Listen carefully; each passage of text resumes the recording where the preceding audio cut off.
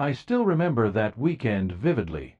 It started like any other Friday evening, calm, warm, with the sunset melting into the horizon over our small neighborhood in Portland, Oregon. I had just finished a tough week at school, and I was more than ready for a couple of days of rest. But I didn't know then that those 2 days would change everything between me and my cousin, Travis. Travis and I weren't blood relatives. His mom, Aunt Rachel, had married my dad's brother when we were kids.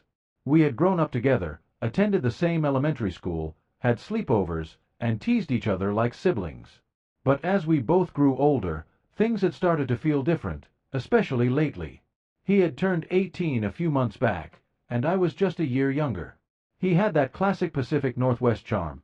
Messy brown hair, sea blue eyes, and that lazy grin that made most girls at school blush. I'd always brushed off those feelings, telling myself it was just admiration, nothing more. That weekend, our parents were heading to Seattle for a family wedding we couldn't attend due to exams. So, my parents asked Aunt Rachel if I could stay at her house while they were gone. She agreed, and off they went.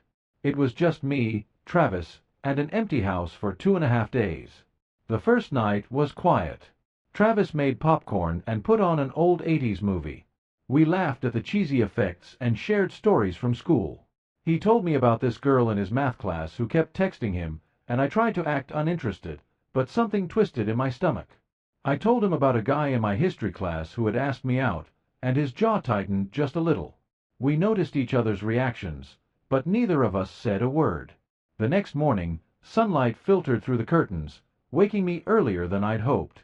I walked downstairs in my oversized hoodie and socks, only to find Travis already up, making pancakes like he was auditioning for a cooking show. "Morning, sleepyhead," he grinned. "Hope you're hungry." "I didn't know you could cook," I said, raising an eyebrow. He laughed. "Don't underestimate me. I make killer pancakes." We sat down to eat, just the two of us. There was something comfortable in that moment, but also something electric, like the silence between us was louder than the conversation. After breakfast, we decided to clean up the backyard. Aunt Rachel had mentioned the overgrown lawn, and Travis suggested we surprise her by trimming it. We worked side by side, our hands getting muddy, sweat clinging to our foreheads. He lifted his shirt at one point to wipe his face, and I turned away too quickly, embarrassed by where my eyes had wandered. But I caught him looking at me, too, like he was trying to figure something out. That afternoon, the rain rolled in, sudden and heavy. We rushed back inside, drenched. Laughing, I ran up the stairs to change, slipping on the wet floor and almost falling. Travis caught me, his hands gripping my arms just long enough for the moment to hang between us. I looked up into his eyes, and he didn't let go immediately. We didn't say anything then. We just pulled apart awkwardly, and I mumbled something about dry clothes. When evening fell, he suggested ordering pizza. We picked out toppings and debated over which Netflix show to binge. The energy between us was growing thick. It wasn't uncomfortable, just confusing. Something was happening, and neither of us could stop it. We sat on opposite ends of the couch, legs tangled in a shared blanket. A scene from the show made me laugh, and I leaned over, hitting his arm playfully. He looked at me, really looked at me. His expression shifted, serious, curious, hesitant. "Can I ask you something?" he said quietly. "Yeah," I replied, my heart already speeding up. "Have you ever thought about what things would be like if we weren't, technically cousins?" I froze. I didn't know what to say, because yes, I had thought about it. Many times. But I never thought he had. "I mean," he went on, his voice rushed, "I know it sounds weird, and maybe I'm overthinking everything. Maybe I'm just confused.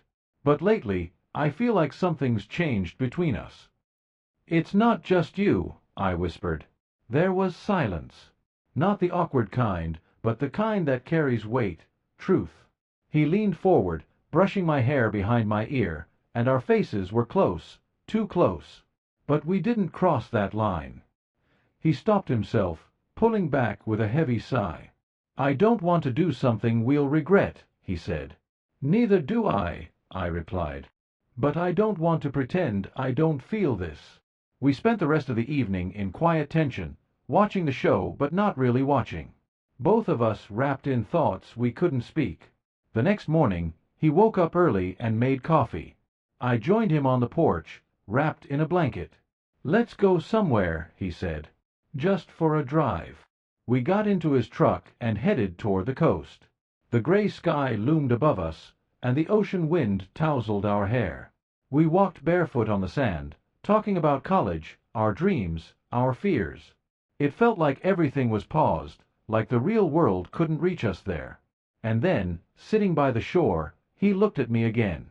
"I don't want to ruin what we have. But I also don't want to lie to myself." "Me neither," I said. He took my hand, just briefly. We sat like that, not as cousins, not as siblings, but as two people caught in a complicated truth. That night, back at the house, we were quieter. We knew the weekend was ending. Our parents would be home the next morning.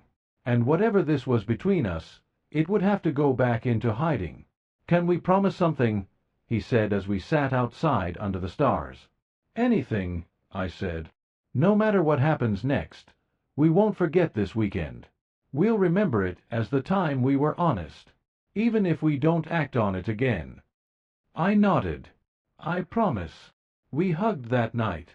A real, long, tight hug that said everything words couldn't. No kisses, no crossed lines, just raw emotion, sealed in silence. The next day, our parents returned. Life resumed. We avoided being alone together for a while. Travis eventually moved to Seattle for college. I stayed behind for one more year. We still text sometimes. And when we do, there's always a little echo of that weekend in the words. Some stories aren't about perfect endings or fairy tale romances. Some are about that one weekend, that one person, that one silence that meant more than words ever could. And that's what happened between us, in the absence of parents.